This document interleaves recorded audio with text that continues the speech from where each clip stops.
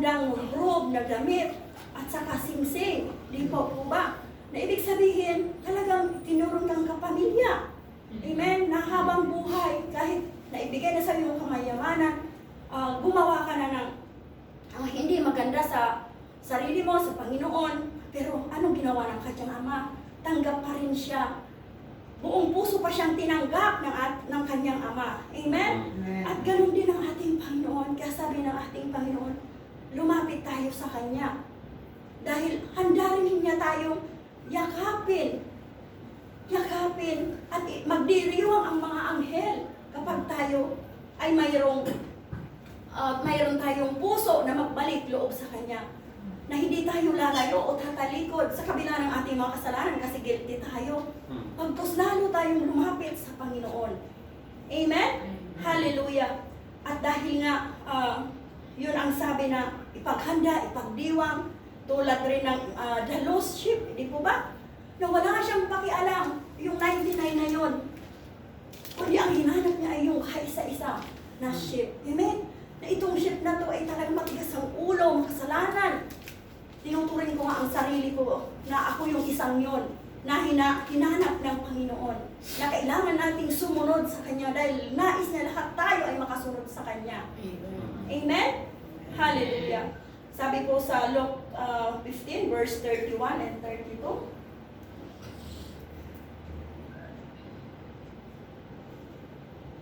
Ayan, my son, the father said, you are always with me and everything I have is yours. 32.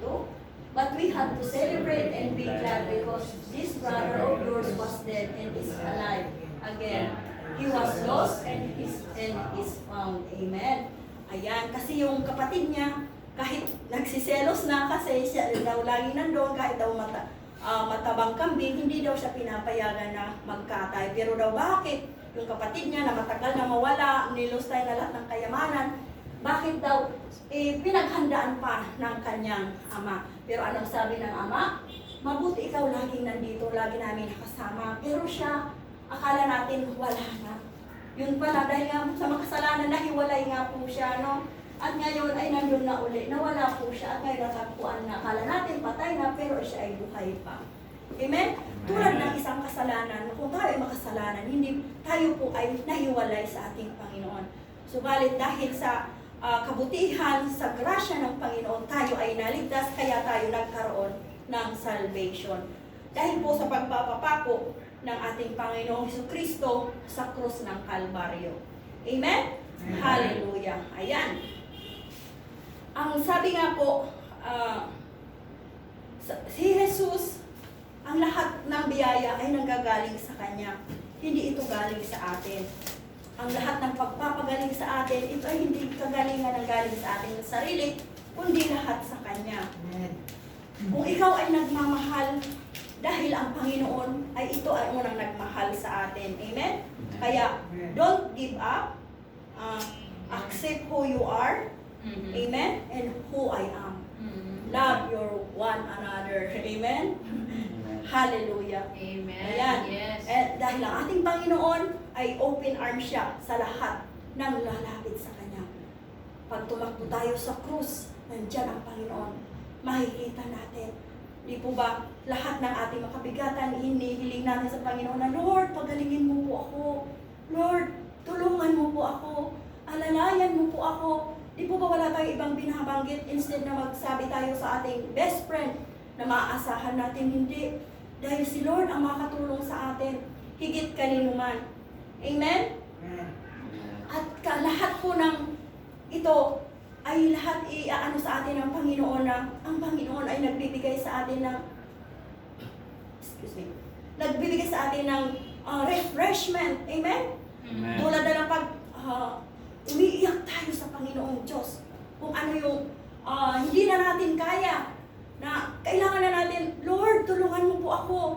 Lord, ikaw na po nakakaalam kung ano nasa puso ko. Di po ba dumating na sa punto na nais nating sumuko? Pero ang Panginoon sinabi, don't give up anak, nandito ako sa likod mo. Hindi kita hahayaan na mapahamak. Amen? Tutulungan kita, sasamahan kita saan ka man magpunta. Amen. Amen? Hallelujah. Tulad ni King David na ang panalangin niya nung siya ay nagkasala. nabigyan siya ng pure heart. Amen? Bigyan siya ng pusilak na puso at malinis na puso. Amen? Hallelujah. Because there is power in confession also. Amen? Hallelujah. So praise Jesus. Kaya kaibuti ng Panginoon sa buhay ng bawat isa na ang krus ay siyang lahat makikita natin dahil sa krus ay nagkaroon tayo ng kaligtasan. Kaligtasan sa lahat na hindi tayo mapunta sa kadiliman bagkus sa buhay na walang hanggan. Amen? Hallelujah. Amen.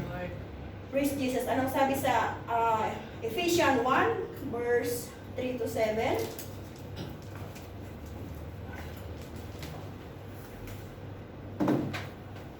Ephesians 1. Praise be to the God and Father of our Lord Jesus Christ, who has blessed us in the heavenly realms with every spiritual blessing in Christ. Amen. 4. For when He chose us in Him before the creation of the world to be holy and blameless in His sight in love. Amen. 5. He predestined us to be adopted as sons through Jesus Christ, in accordance with His pleasure and will, to the praise of His glorious grace, which He has freely given us in the one He loves. Amen. Yes. In Him we have redemption through His blood, the forgiveness of sins, in accordance with the riches of God's glory. Amen. Hallelujah. At dahil yan sa pagmamahal sa atin ng Panginoon. Amen. Kaya ang nais ng Panginoon ay magmahalan tayo, mag-focus tayo sa Kanya, dahil ang anuman, ang mga nais natin, hindi man on the spot na sinasagot ang mga prayer natin, ang lahat ay may proseso po yan. Amen? Dahil sabi sa 1 John 4, 7 to 1 John 4 verse 7. Amen? Therefore, let us love one another, for love comes from God. Everyone who loves has been born of God and knows God. Amen? Hallelujah. Kaya tayo ay mga anak ng Panginoon, alam natin kung sino ang Panginoon sa ating buhay. Ang lahat dapat maramdaman lang natin, yung pagmamahal ng Panginoon. Wala yung mga hatred, jealousy, ano ba? Yung mga negative thinking. Mag-focus tayo sa ating Panginoon. Huwag natin pakinggan kung anong sinasabi kung anong naririnig mo. Basta mag-focus tayo sa anong ginagawa natin para sa Panginoon, hindi sa kapwa natin. Amen? Na may malinis na puso at busilak na puso. Kasi ang Panginoon tumitingin sa ating puso. Amen? Hallelujah. Dahil sa pagmamahal niya, dahil sa pagmamahal ng ating Panginoong Jesucristo, amen, nagbuhay siya ng buhay para sa atin. Dahil ang hindi lang basta pagmamahal ang binigay, kundi agape love, yung unconditional love. Hindi tulad ng nagmamahal ka dahil gusto mo rin mahalin tulad ng pagmamahal na binibigay mo sa Kanya. Amen? Sabi nga, huwag kang mag-expect kung ayaw mong masaktan. Pwede ba yun? Amen? Expect mo lang yung pagmamahal ng Panginoon. Amen? Dahil in different way, ipaparamdam at ipaparanas yun sa atin. Amen? Dahil kailanman, sabi nga, ang Diyos, kailanman din niya tayo bibiguin, kailanman din niya tayo sasaktan, kailanman din niya tayo paasahin. Amen? Hallelujah. Ang Diyos ang gagalaw sa buhay natin. Amen? Basta natin lang tayo lumapit sa Kanya. Huwag tayong lumayo sa krus, kundi lumapit tayo sa Kanya. Nang palapit. Amen. Yes. Hallelujah. Sabi sa Hebrew 12, verse 12.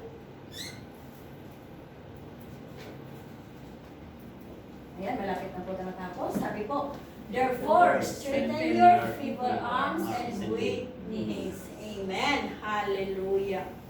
Kaya palakasin ninyo ang sarili nyo at patibayin ang inyong loob. 14.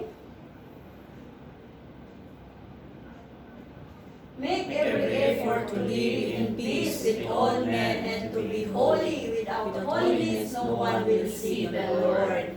Amen. Hallelujah. Pagsikapan ninyong mamuhay ng may mabuting relasyon sa lahat ng tao. Amen. Hindi lang sa katabi mo, hindi lang sa kilala mo, hindi lang sa best friend mo. Ang sinabi dito, pagsikapan ninyong mamuhay ng may mabuting relasyon sa lahat ng tao. All men. Amen. To all men. Magpakabanal kayo sapagkat kung hindi banal ang pamumuhay nyo, hindi nyo makikita ang Panginoon. Amen.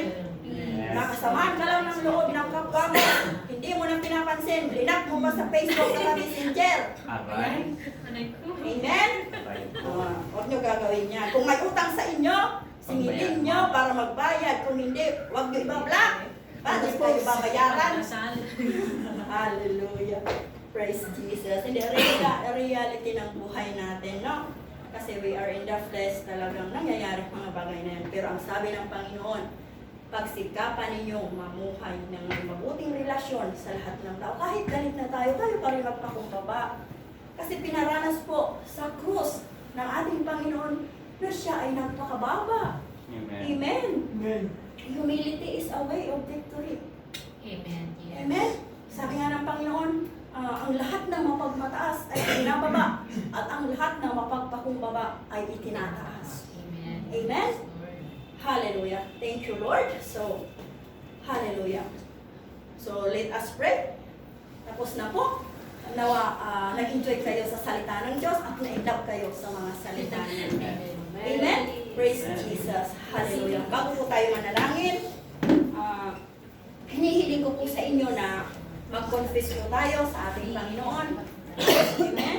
As confession, search our heart, think about the cross, need us to surrender like Jesus Christ. He cared about our soul, not for His image. Amen. Hallelujah. As confession, search our heart, think about the cross, need us to surrender like Jesus Christ. He care about to our soul, not to our image. Amen. Hallelujah. So praise Christ our hand and follow after my prayer. And we intercede to all that our prayer is very powerful. Hallelujah. Thank you, Holy Spirit.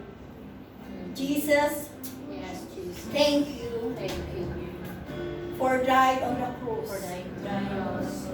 From my sin, I believe I believe that you raised from the dead, That you Jesus raise Christ from the dead. and I repent today, And I repent today. and I receive your forgiveness. And I receive your forgiveness. I receive you now, O Lord, I receive you now, O Lord. and I confess you And I confess as my Lord as my Lord and personal Savior. and personal Savior. I need you, O I God, need you, Lord, for the rest of my for life. the rest of my life. In Jesus' name. In Jesus' name. Amen. Amen. Thank you, Lord.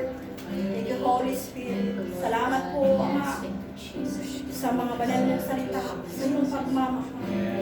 Ang lahat ay labos. Binigyan mo po kami, Ama, ng salvation. Dahil sa krus, kami ay naligtas at nagkaroon ng buhay na walang hanggan sa piling mo. Salamat, Banal na Espiritu, na siyang nananahan sa amin. Patuloy mo po kami, Ama, na tulungan at turuan kung paano namin maramdaman lagi ang iyong pagmamahal na nanggagaling sa iyo dahil ikaw po, Panginoon, na unang nagmahal sa amin. Hallelujah. Turuan mo po kami, Ama, na palaging magpakumbaba. Hallelujah. Dahil kayo ang Diyos na nagpakababa upang kami ay maligtas. Wala po kaming dapat ipagmamalaki, O Diyos, kundi kayo lamang ang aming Diyos na buhay, banal at mas makapangyarihan sa lahat. Hallelujah. Patuloy mo po, Panginoon, pag-alabin ang puso ng bawat isa na mag-apoy kami sa aming pananampalataya sa iyo. At patuloy naming tatalunin ang apakan ng gawain ng kaaway na kailanman hindi ito magtatagumpay.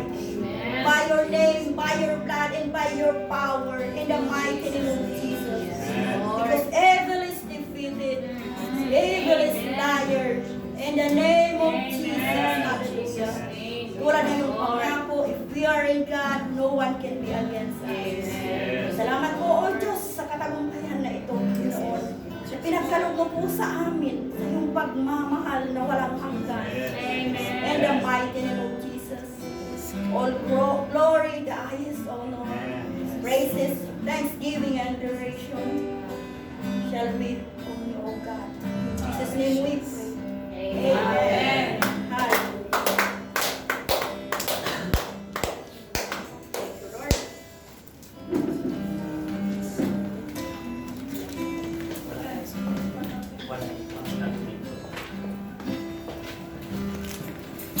Praise the Lord. Amen. So give thanks to the Lord for He is good. Amen. Amen. Hallelujah.